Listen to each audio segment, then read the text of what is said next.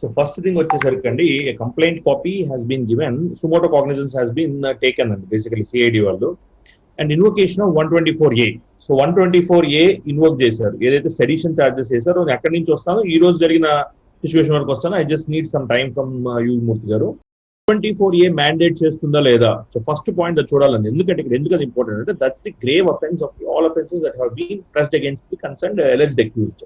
So 124A ఏదైతే ఉన్నదో అది నాన్ బెయిలబుల్ అఫెన్స్ కిందకు వస్తుంది. వచ్చినప్పుడు 124A అనేది ఫస్ట్ ప్రెస్ అవుతుందా లేదా, దాని మెరిట్స్ లోకి వెళ్ళాలంటే క్వాష్ పిటిషన్ లోనే వెళ్ళాలా, లేదా యాంటిసిపేటరీ బెయిల్ పిటిషన్ లో కూడా వెళ్ళొచ్చా, లేదా రెగ్యులర్ బెయిల్ పిటిషన్ లో కూడా వెళ్ళొచ్చా అనేది something that we need to discuss and I will discuss at length later. So 124A Kedarnath versus state of Bihar కేసులో అప్హెల్డ్ చేసినప్పటికీ honourable supreme court Allahabad high court ultra virus అని హెల్డ్ చేసినప్పటికీ, హానరబుల్ సుప్రీం కోర్ట్ దాన్ని upheld చేసినప్పటికీ, 124A స్టాట్యూట్ బుక్ లో ఉండాలని చెప్పినప్పటికీ దానిలో క్లియర్ గా ఇది అబ్యూజ్ అవుతుందేమో అన్న ఉద్దేశంతో హానరబుల్ సుప్రీం కోర్టు కేదార్నాథ్ కేసులో క్లియర్ గా unless it is accompanied with violence అంటే any statement made if it instigates an individual and thereby it commits a violence, an individual or a group of individuals or a community, and thereby it creates violence, unless that such a thing happens, 124A invoke cheyadani time and again honorable supreme court the various other high courts held chestune unnayandi, but against it or contrary to it. So now 124A has been invoked as part of the FIR. That is the first flaw that I could see from the legal standpoint, from the legal perspective. అదైపోయిన తర్వాత ఆయన bail కి apply చేస్తున్నారు 437 కింద 439 కింద. సరే notices వచ్చిన తర్వాత notice ఇచ్చింది తీసుకెళ్లి మన వాల్ కి అతికించడం, దాని మీద ఆ ప్రొసీజరల్ ఆస్పెక్ట్స్ లోకి నేను వెళ్ళకపోయినా తీసుకెళ్లి పోలీసు వాళ్ళు తీసుకెళ్లి నైట్ తీసుకెళ్లారు. ఇంకో పాయింట్ మనం అర్థం చేసుకోవాల్సింది ఏంటంటే జనరల్ రొటీన్ లో ఏం చేస్తారంటే యాజ్ అ నార్మ్ గా పోలీసు వాళ్ళు అరెస్ట్ చేసిన వెంటనే before the concern LSD accused is produced before the magistrate medical examination conduct చేస్తారండి. ఈ పర్టికులర్ కేసులో ప్రయర్ మెడికల్ ఎగ్జామినేషన్ కండక్ట్ చేశారా లేదా, చేసుండుంటే ఆయనకు ముందు ఇంజురీస్ ఉన్నాయా లేవా అనేది డిస్క్లోజ్ అయ్యేది, ఆ తర్వాత ఇంజురీస్ ఉన్నాయా అనేది. మరి ముందు మెడికల్ ఎగ్జామినేషన్ కండక్ట్ చేశారా చేయలేదా, చేయకపోతే ఎందుకు చేయలేదు, ఎందుకంటే కాన్సిక్వెన్సెస్ ఏమన్నా తర్వాత వేరే విధంగా అవుతాయని చెప్పి చేయలేదా. సో ఇది this leave scope for apprehension. So medical examination basically చేసి ఉండాల్సింది, అది ఎందుకు చేయలేదు అనేది కూడా చేశారో చేయలేదో మరి మ్యాజిస్ట్రేట్ గారు మన రిమాండ్ రిపోర్ట్ ఒకసారి క్లియర్ గా చూస్తే మనకు అర్థమవుతుంది. చేసి ఉంటే అప్రోప్రియేట్, చేయకపోతే ఎందుకు చేయలేదో కూడా దాని మీద మనం ఒకసారి ఆలోచించుకోవాల్సిన అవసరం ఉంటుంది మూర్తి గారు. అలాగే హానరబుల్ హైకోర్టు కూడా అండి, because my understanding is procedural complaints basis మీద, అంటే ముందు మీరు డిస్ట్రిక్ట్ కోర్టుకు వెళ్ళాలి, ఆ తర్వాత మీరు హైకోర్టుకు రావాలని చెప్పి 437, 439 అప్లికేషన్ బెయిల్ ప్లే ఏదైతే వేసుకున్నారో దాన్ని డిస్మిస్ చేయడం జరిగింది. అంటే నా understanding subject to correction. So but నా అండర్స్టాండింగ్ ఏంటంటే in extraordinary circumstances, this is an extraordinary circumstances, not because he is an MP, but because a false case has been foisted on a citizen of this country and he has already underwent a cardiac surgery just 4 months back, and this coronavirus is rapidly spreading, second phase lo baga spread avutundi. ఇట్లాంటి situation లో already Supreme Court has given clear cut directions that those who are under trials గా ఉన్న వాళ్ళని కూడా they have to be released on bail, interim bail గానీ లేకపోతే payroll లో కానీ రిలీజ్ చేయమన్నా. ఇట్లాంటి ఎక్స్ట్రాడినరీ సర్కమ్స్టాన్సెస్ లో నా ఉద్దేశంలో to the best my opinion is, my observation is the honourable high court should have admitted the petition and admit చేసిన తర్వాత it would have heard the arguments on both the sides and it would have decided the case అండి.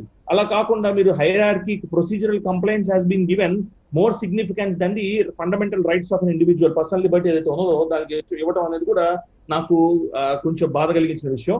అది ఎట్లా ఉన్నప్పటికీ ఆ తర్వాత brutality ఏదైతే ఇప్పుడు ఆయన్ని పోలీస్ ఆఫీసర్స్ యొక్క బ్రుటాలిటీ, థర్డ్ డిగ్రీ మెథడ్స్ మీరు యూజ్ చేయడం honourable Supreme court time and again చెప్పింది, హైకోర్ట్స్ టైమ్ అండ్ అగైన్ చెప్పాయి. మళ్ళీ ఈ పోలీసు మరి ఇన్ కేస్ పర్హాప్స్ అది రియల్ అయితే, ఎందుకంటే ఈరోజు మెడికల్ రిపోర్ట్ సబ్మిట్ చేసినంత వరకు అయితే అది రియల్ కాదంటున్నారు, అది రియల్ అయితే దట్ ఈస్ అనదర్ కన్సర్న్. ఒకవేళ ఎందుకంటే రేపు మళ్ళీ రమేష్ హాస్పిటల్ వచ్చిన తర్వాత అది తెలుస్తుంది మనకి అది రియల్ కాదు. రియల్ అయితే మాత్రం దట్స్ అదే కన్సర్న్. నెక్స్ట్ రిమాండ్, లోవర్ కోర్టులో రిమాండ్ చేయటం, అంటే ముందు రిమాండ్ చేసిన తర్వాత మెడికల్ ఎగ్జామినేషన్ కండక్ట్ చేయమని చెప్పడం, లేదా ఈ లోపల హైకోర్టులో వచ్చిన ఆర్డర్ ఏదైతే ఉందో దాన్ని రివిజన్ చేస్తాను మళ్ళీ నేను చూసిన తర్వాత.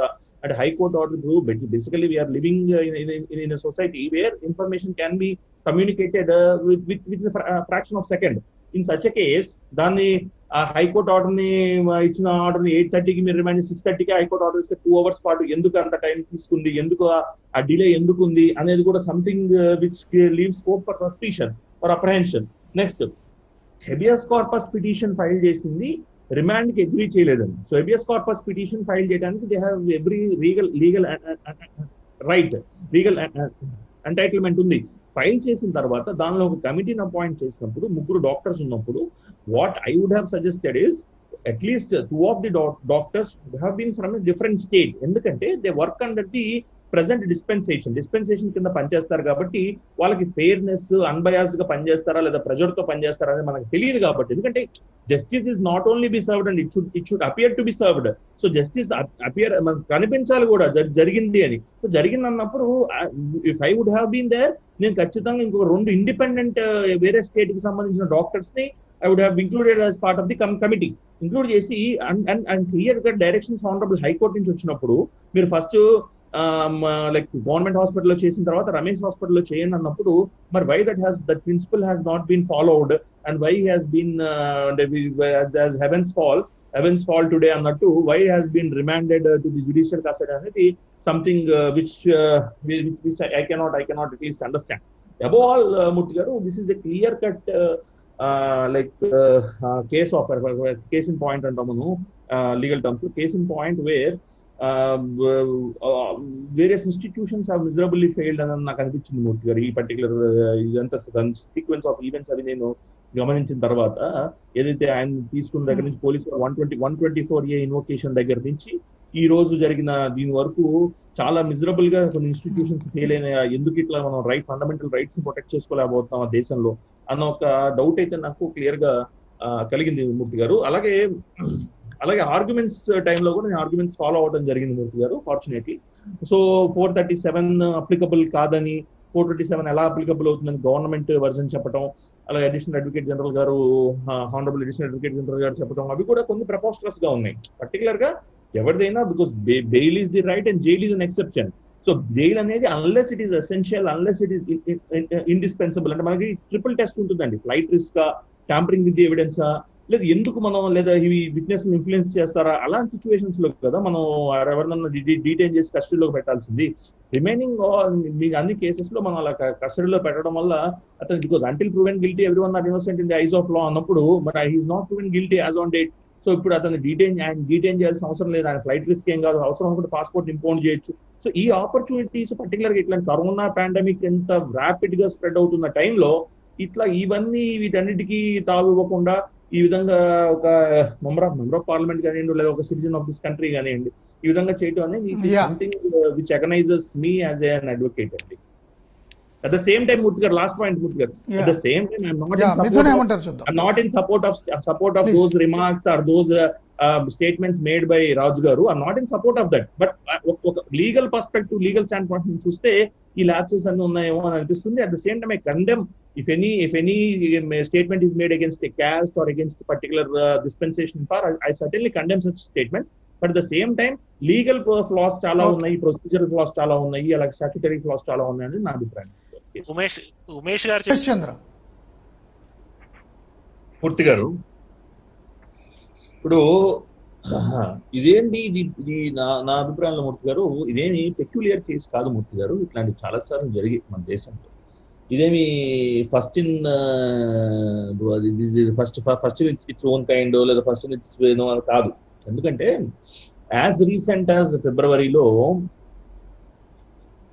ఢిల్లీ పోలీస్ అనుకుంటానండి or Uttar Pradesh police subject correction, Shashi Tharoor గారి మీద ఆనరబుల్ ఎంపీ, అలాగే ఒక నేషనల్ ఛానల్ చీఫ్ ఎడిటర్ గారైన రాజ్దీప్ సార్దిసాయ్ గారి మీద, అలాగే కొందరి మీద ఇట్లాంటి అభియోగాలు మోపడం జరిగింది. ఇది ఫార్మర్స్ ప్రొటెస్ట్ ని వాళ్ళు సపోర్ట్ చేస్తున్నారనో లేదా వాళ్ళ సపోర్ట్ ఎక్స్టెండ్ చేశారనో.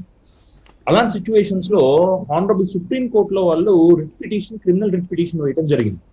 ఇమీడియట్ గా honourable Supreme court writ petition take up చేసి వీడియో కాన్ఫరెన్సింగ్ లో అది క్వాష్ పిటిషన్ వేయడం జరిగింది, బెయిల్ పిటిషన్ కాదు.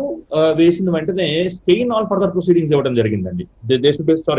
Not stay in all further proceedings, stay of arrest ఇవ్వడం జరిగింది. జస్ట్ చదివి వినిపిస్తాను. Issue notice returnable in 2 weeks. In the meantime there shall be stay of arrest of the petitioners. ఎక్కడ ఏ కేసులో అండి ఇది? Writ petition criminal number 73 of 2021 between Shashi Tharoor petitioner versus Union of India and others respondents.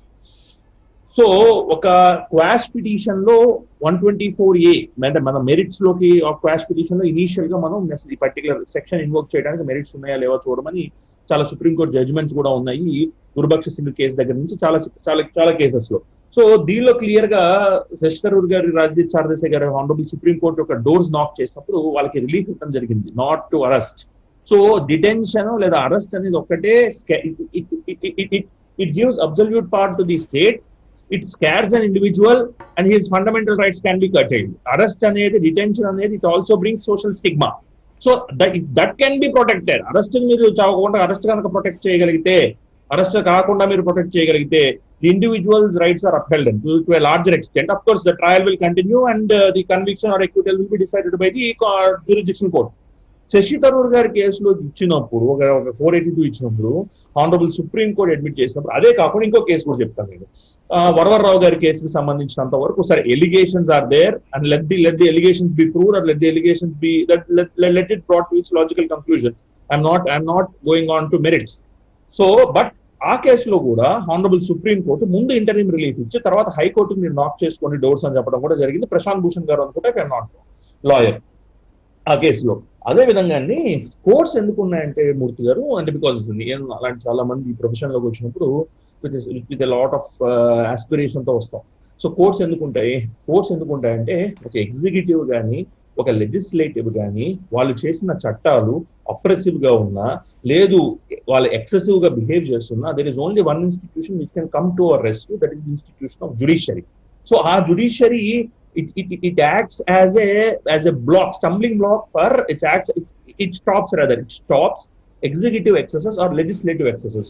So judiciary already Supreme Court ఈ కేసులో direct గా admit చేసి quash petition ని స్టే ఆఫ్ అరెస్ట్ ఇచ్చినప్పుడు, అది why that was not referred in the present case and why that position was not taken in the present case merely because anticipated. నిన్న senior counsel గారు చెప్తున్నప్పుడు ఒక point it has drew my attention అండి. ఆయన చెప్పింది ఏంటంటే, if anticipatory bail, when you are anticipating an arrest, if that can be allowed by this honourable court, when I am about to be taken into custody, why such a situation cannot be allowed by this honorable court అన్నారు. అంటే మీరు arrest చేస్తున్న situation చేస్తారేమో అన్న situation 438 ని మీరు direct గా high court allow చేసినప్పుడు 437, 439 కింద నన్ను అరెస్ట్ చేయబోతున్నారు, నన్ను రిమాండ్ చేసి లోపల పెట్టబోతున్నారు అన్న టైం, అది ఇంకా గ్రేవ్ సిచ్యువేషన్ కదా.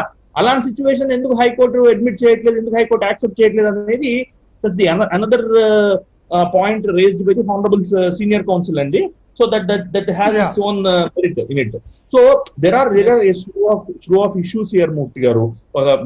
Invocation of the section దగ్గర నుంచి ఈ రోజు జరిగిన పరిణామాల వరకు చాలా అదే ఒక న్యాయవాది బాధపడేలాగా అయితే జరిగినాయి. అలాగే అదే విధంగా అటువంటి బాధ కూడా సివిలైజ్ సొసైటీలో పద్ధతి కాదు ఎవరైనా.